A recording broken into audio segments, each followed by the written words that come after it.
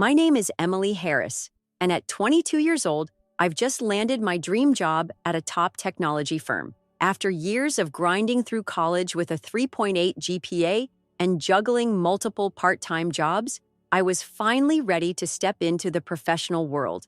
Tomorrow evening is my welcome reception, a formal event where I'll meet my new colleagues, potential mentors, and maybe even some influential figures who could shape my career trajectory.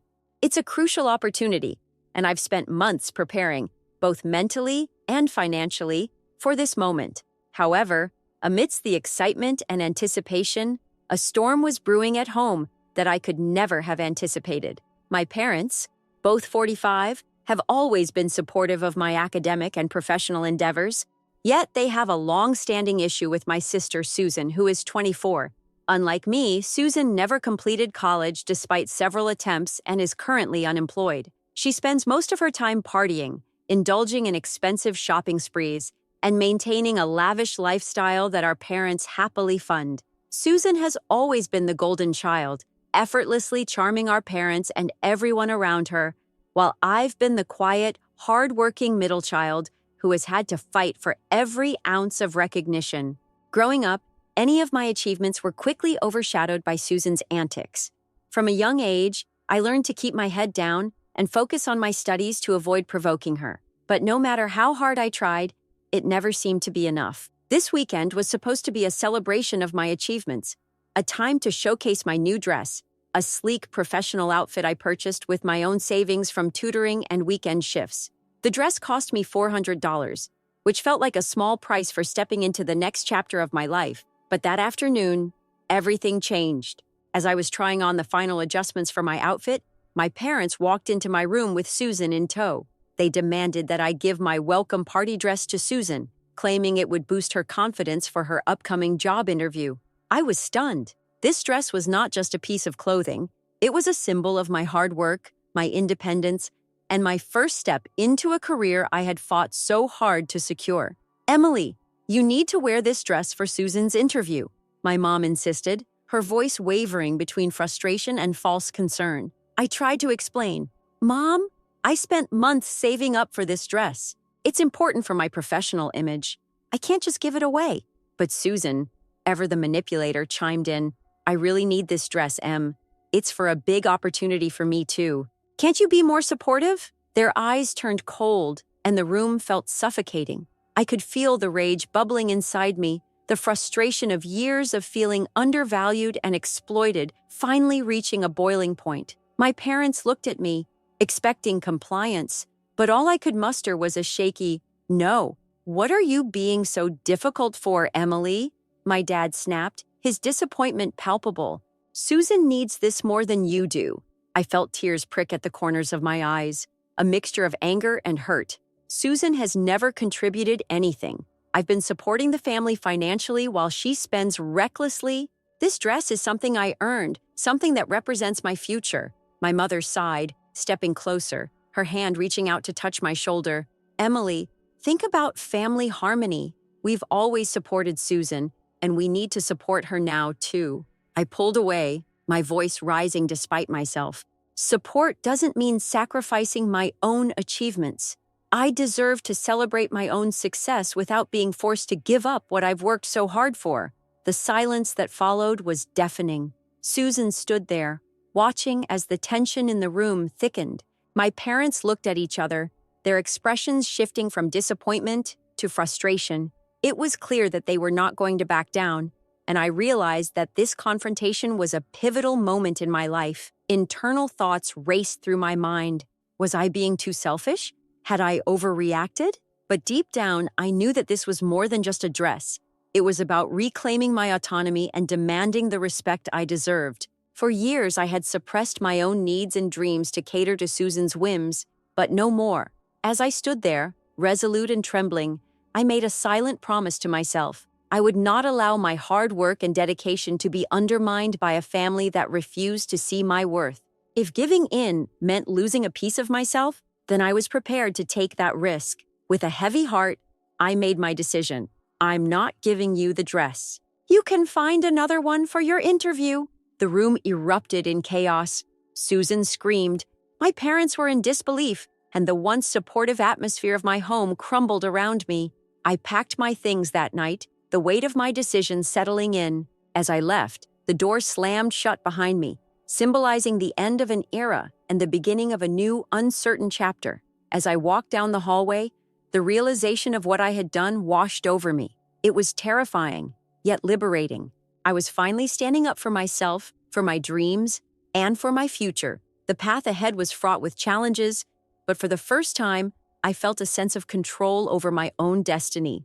I took a deep breath, feeling the cool night air fill my lungs, and stepped out into the unknown, ready to embrace the life I had always wanted. Leaving my childhood home was both the hardest and the most liberating decision I had ever made. As I walked down the familiar hallway for the last time, memories of countless confrontations and stolen moments of joy flashed before my eyes. The door closed behind me with a definitive thud, symbolizing the end of an era filled with manipulation and favoritism. I found refuge at a friend's apartment initially, but the temporary shelter soon became a constant reminder of the life I was leaving behind. The walls felt too quiet, and every creak echoed the absence of my family's constant demands. I spent the first few days in a haze, grappling with a mix of relief and anxiety about what lay ahead. However, the peace was short-lived. That evening, my phone buzzed incessantly with messages from my parents and Susan. My mother's texts were laden with guilt trips. "How could you do this, Emily? We need you here." And Susan has no one else to rely on. Susan, never one to miss an opportunity to lash out, sent messages threatening to destroy my reputation at work and spread lies about my character. I felt a surge of frustration and helplessness. My internal thoughts were a whirlwind. Why are they treating me this way? What did I do to deserve this? I just wanted to celebrate my achievement without being forced to sacrifice my own happiness. Determined not to let their manipulations ruin my first step into independence, I decided to take control of the situation. The next morning, I scheduled a video call with my grandmother, the only family member I trusted completely. She had always been a pillar of strength and understanding, offering a stark contrast to my parents' biased support for Susan. "Grandma, I need your advice," I began, my voice trembling slightly. "My parents are trying to force me to give my dress to Susan for her interview. They've even threatened to ground me and take away my phone if I don't comply." She listened patiently, her eyes filled with concern. "Emily, you did the right thing by standing up for yourself. Susan has always taken more than her fair share, and it's time you prioritize your own well-being." Encouraged by her words, I felt a flicker of hope. "But Grandma, I'm scared they won't stop. Susan is already causing chaos, and my parents are backing her up." She reached out to squeeze my hand, even through the screen. "You are strong, my dear. Don't let them intimidate you. If they continue to harass you, we can explore legal options to protect yourself." Bolstered by her support, I began to formulate a plan.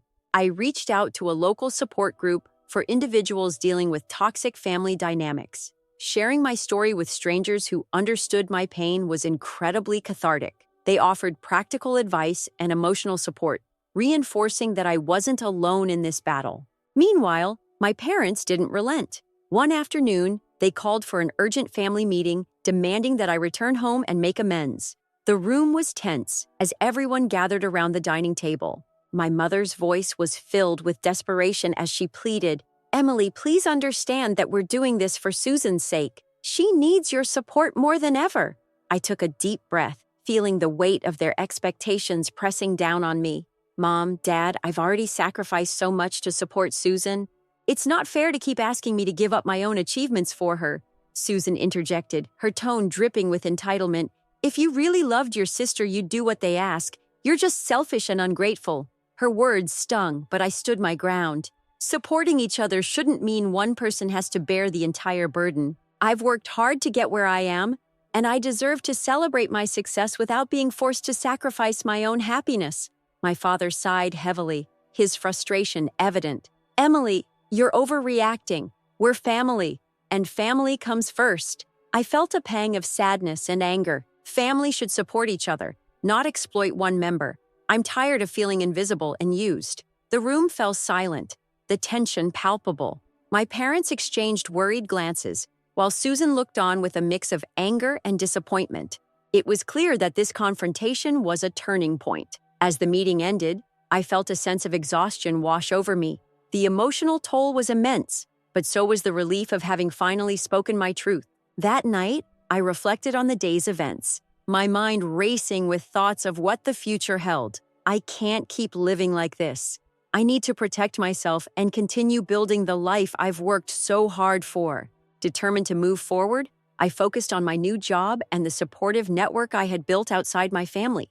Each day became a step toward reclaiming my independence and self-worth. The road was fraught with challenges, but with each small victory, I felt more empowered to stand firm against the toxic dynamics that once controlled my life. As I drifted off to sleep that night, I felt a renewed sense of hope. The journey was far from over, but I was no longer afraid to face the battles ahead. I had taken the first crucial step toward a life defined by my own terms, free from the shadows of favoritism and exploitation. The days following our heated family meeting were a whirlwind of emotional turmoil and escalating tensions. My parents continued to bombard me with guilt trips and unreasonable demands, while Susan's antics became more erratic and destructive. Every phone call, every message felt like another lash of emotional whip, pushing me closer to my breaking point. One evening, as I was preparing for the welcome reception, my phone buzzed with a new message from my parents. "Emily, we need you to come home tonight. Susan's interview has been moved up, and she absolutely needs that dress. It's crucial for her future." My heart raced, a mix of frustration and fear bubbling inside me. I had worked so hard to save for that dress, believing it symbolized my independence and professional aspirations.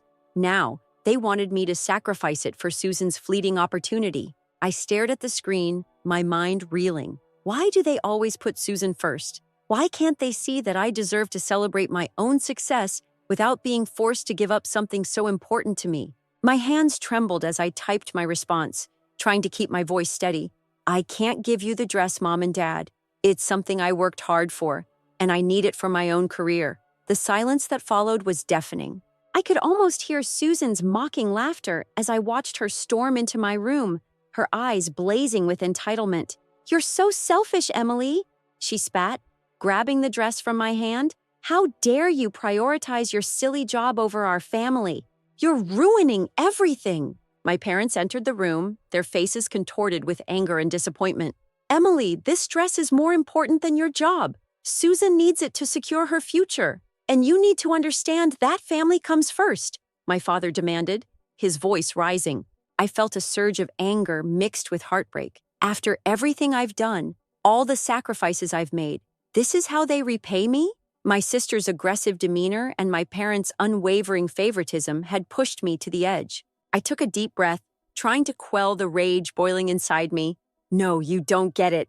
I've sacrificed so much for this family while you've done nothing but take. I can't keep living like this." Susan lunged at me, her fists clenched, and the room erupted into chaos. She shoved me against the wall, tears streaming down her face, as my parents stood frozen, unable to intervene. "You're tearing our family apart, Emily. How could you do this to us?" I pushed past Susan, my voice shaking, but resolute. "I'm not tearing anything apart. I'm reclaiming my life. I deserve to celebrate my achievements without being forced to sacrifice my own happiness for yours." As I turned to leave, my father grabbed my arm, his grip tight and unyielding. "You're making a huge mistake, Emily. Without us, where will you go? Susan needs you." I pulled my arm free, my eyes meeting his with a mixture of defiance and sorrow. "I have friends, a supportive community, and my own means. I don't need to rely on a family that doesn't value me. I'm done being your scapegoat." With that, I walked out of the room, leaving my parents and sister staring after me in disbelief. The sound of the door closing echoed in the hallway, a definitive end to years of silent suffering and unspoken resentment. That night, I found myself unable to sleep, the events replaying in my mind like a relentless loop. I finally stood up for myself, but what comes next? The fear of retaliation mingled with a sense of liberation. I knew that cutting ties with my family meant facing potential isolation and further conflict, but the alternative, continuing to live in their shadow, was unbearable. Determined to protect myself, I reached out to my grandmother, who had always been a beacon of support, despite living in another state. Her immediate response was a mix of concern and unwavering support. Emily, you did the right thing. Susan's behavior has been out of control for too long.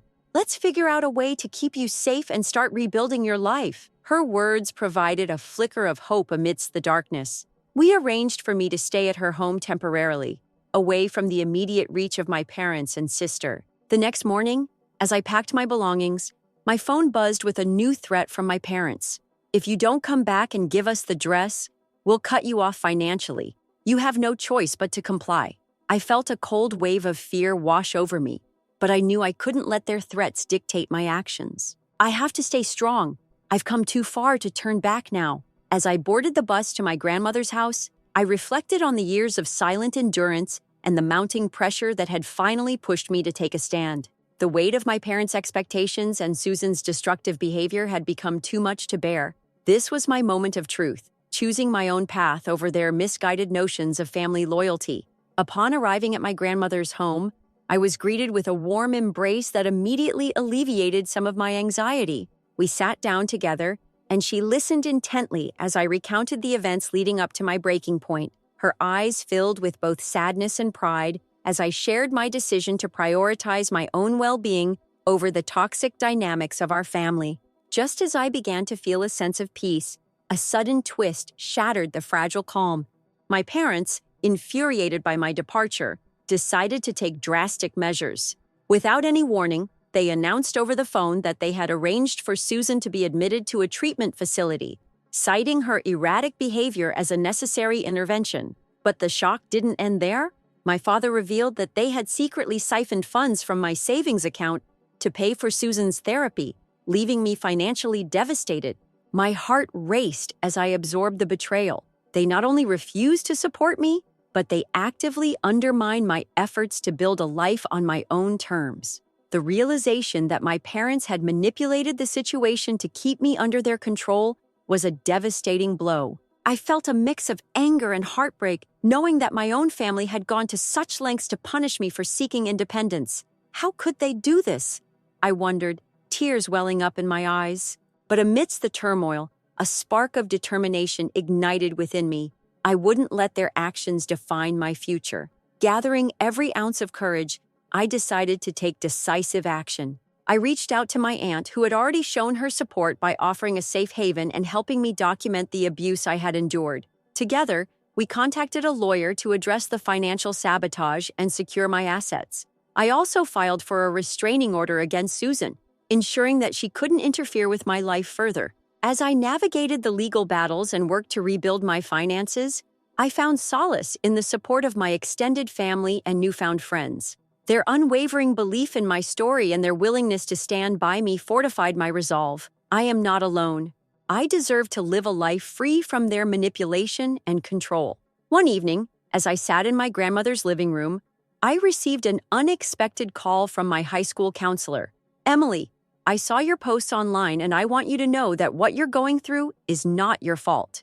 If you need anything, please reach out. Her words were a balm to my wounded spirit, reinforcing the importance of seeking help and standing up against abuse.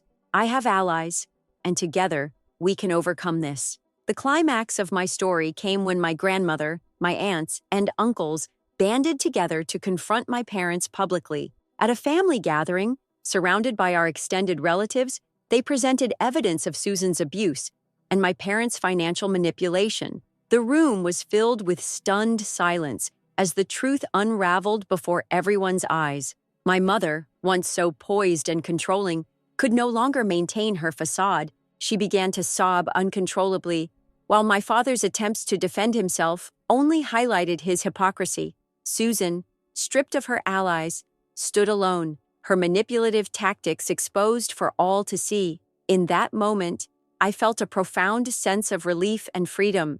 The oppressive weight of favoritism and abuse had finally lifted, allowing me to embrace my independence and the support of a loving community. This is my life now, defined by my own choices and surrounded by those who truly care for me. As I looked around the room, I realized that I had not only reclaimed my life, but also sparked a movement of awareness and support within our family and community. The road ahead was still challenging, but with each step, I moved closer to the life I had always dreamed of, one filled with respect, recognition, and genuine love. The days following the explosive confrontation were a blur of emotions and swift changes.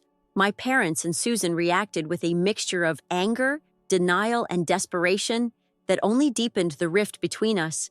Their attempts to salvage their image and control over me intensified, but so did my resolve to protect my newfound independence. Shortly after the public confrontation orchestrated by my grandmother and extended family, my parents began their assault from all sides. They bombarded me with calls and messages, each one dripping with accusations and demands. My mother's texts were relentless. "How dare you tarnish our family's reputation?" And "Susan needs you more than ever, don't you care about her?" Susan, fueled by anger and jealousy, took her aggression to the next level. She began sending harassing messages from multiple social media accounts, spreading false rumors about my character and professional integrity. Her attempts to sabotage my reputation at work were relentless, but my manager, now aware of the situation through my uncle in HR, provided unwavering support and implemented additional security measures to protect me from her malicious actions. One evening, as I sat in my grandmother's cozy living room, my phone buzzed with another barrage of messages. My father's voice boomed through a video call, his face red with fury. "Emily, you think you can just walk away? You're destroying our family." I took a deep breath, feeling the weight of his words pressing down on me. Do they even realize how much this is hurting me? Or are they too blinded by their own needs to see my pain? I replied calmly, despite the turmoil inside, "Dad, I'm not destroying anything. I'm finally living the life I deserve. I can't continue to sacrifice my happiness for a family that doesn't value me." His frustration was palpable. "You're being selfish and ungrateful. We've always supported Susan and now you want to abandon her?" I felt a surge of determination. Supporting each other doesn't mean one person has to carry the entire burden. I've worked hard for my achievements, and I deserve to celebrate them without being forced to give up what I've earned. The emotional toll was immense.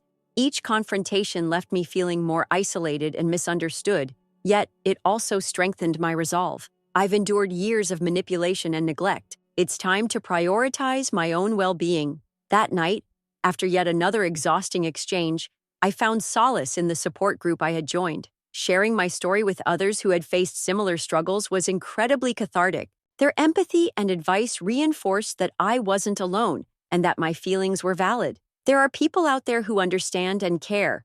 I can lean on them as I rebuild my life. Determined to move forward, I focused on practical steps to solidify my independence. My grandmother, ever the pillar of strength, helped me secure a more permanent place to stay. We found a small, affordable apartment nearby, where I could start fresh without the constant fear of Susan's destructive behavior.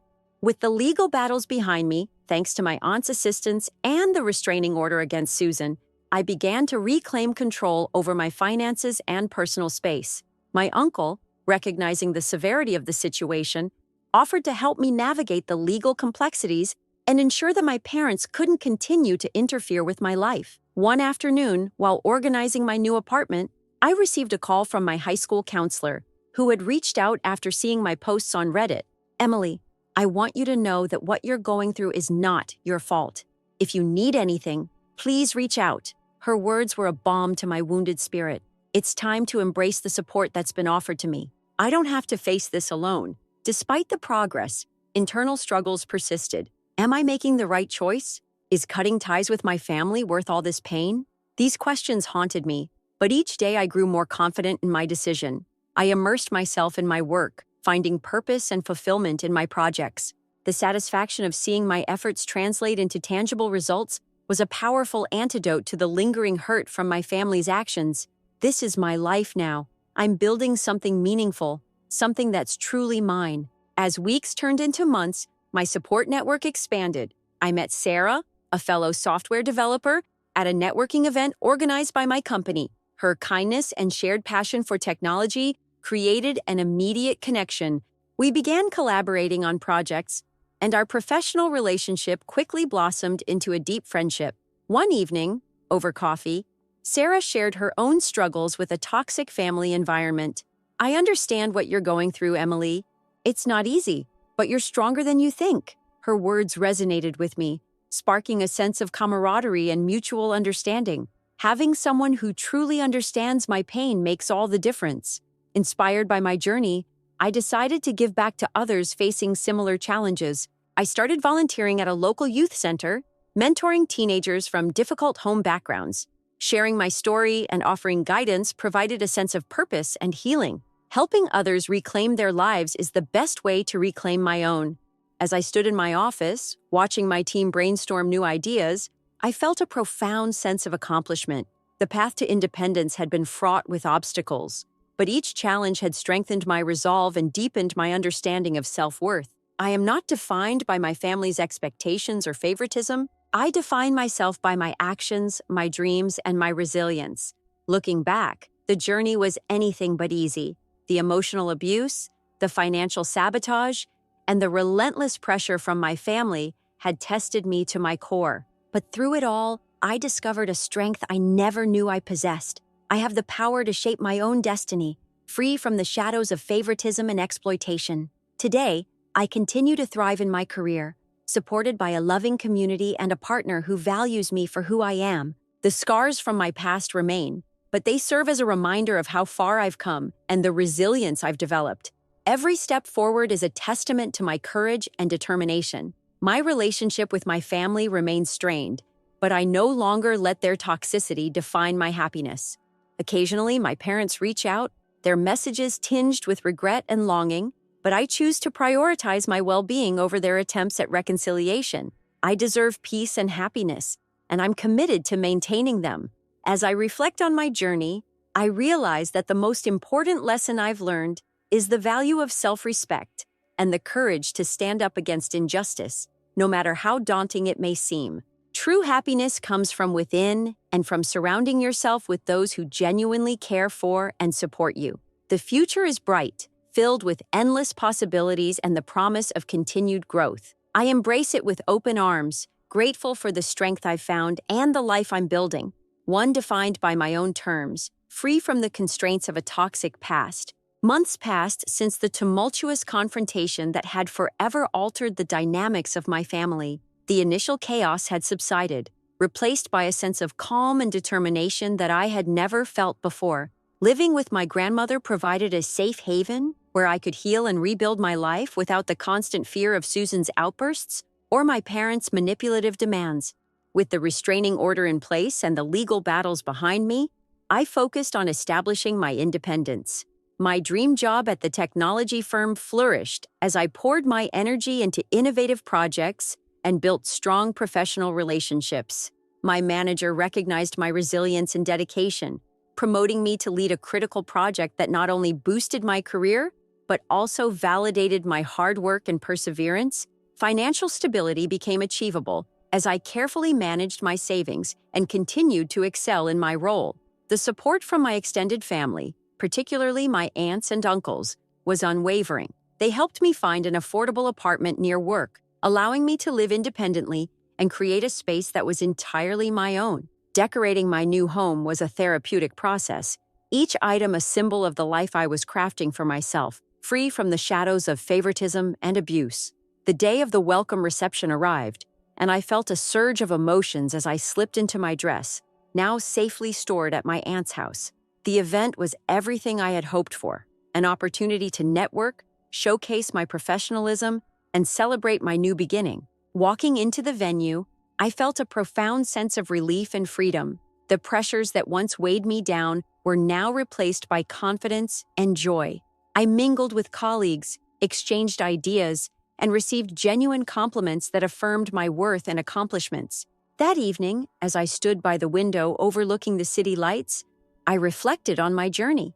I am finally living the life I deserve. No longer am I sacrificing my dreams for the whims of a toxic family. This is my moment of triumph. In the months that followed, my life continued to blossom. My relationship with Sarah deepened, evolving from professional collaboration to a meaningful partnership built on mutual respect and shared dreams. Together, we supported each other's ambitions, celebrating each success and providing comfort during setbacks. Our bond became a cornerstone of my happiness, a testament to the importance of surrounding myself with people who truly care. I also dedicated time to mentoring at the local youth center Helping teenagers navigate their own family struggles, sharing my story, and offering guidance was incredibly fulfilling, turning my past pain into a source of strength for others. Helping others reclaim their lives has given me a sense of purpose and healing that I never thought possible. Throughout this journey, the most valuable lesson I learned was the importance of self-respect and the courage to stand firm in the face of adversity. I realized that true happiness comes from prioritizing my own well-being and pursuing my dreams unapologetically. I am not defined by my family's expectations or favoritism. I define myself by my actions, my resilience, and my unwavering commitment to my own growth. As I settled into my new life, the negative influences of my past began to fade. My parents, now isolated and facing the repercussions of their actions, made no attempt to reconcile. While a part of me felt sadness for the family I once knew, I understood that their inability to change was not my burden to bear. Instead, I chose to embrace my fresh start with optimism and gratitude. My grandmother continued to be a source of unwavering support, her presence a comforting reminder of unconditional love. Our Sunday dinners became cherished rituals, filled with laughter and stories that strengthened our bond. The extended family's acceptance and support reinforced my belief in the power of community and genuine connections. Looking back, the journey from being the overlooked middle child to an independent, successful individual was fraught with challenges, but it was also marked by growth and empowerment. I had broken free from the toxic cycle that had defined my early years, carving out a life that reflected my values and aspirations. The relief, freedom, and happiness I now experienced were the rewards of standing up for myself and prioritizing my own well-being. This story is a testament to the strength that lies within each of us to overcome adversity and build a life that honors our true selves. It's never too late to reclaim your narrative and pursue the happiness you deserve. As I continue to thrive in my career and personal life, I remain committed to supporting others facing similar struggles, knowing that my experience can inspire and empower them to take control of their own destinies. The future is bright, filled with endless possibilities, and I embrace it with open arms, confident in the knowledge that I have the power to shape my own path.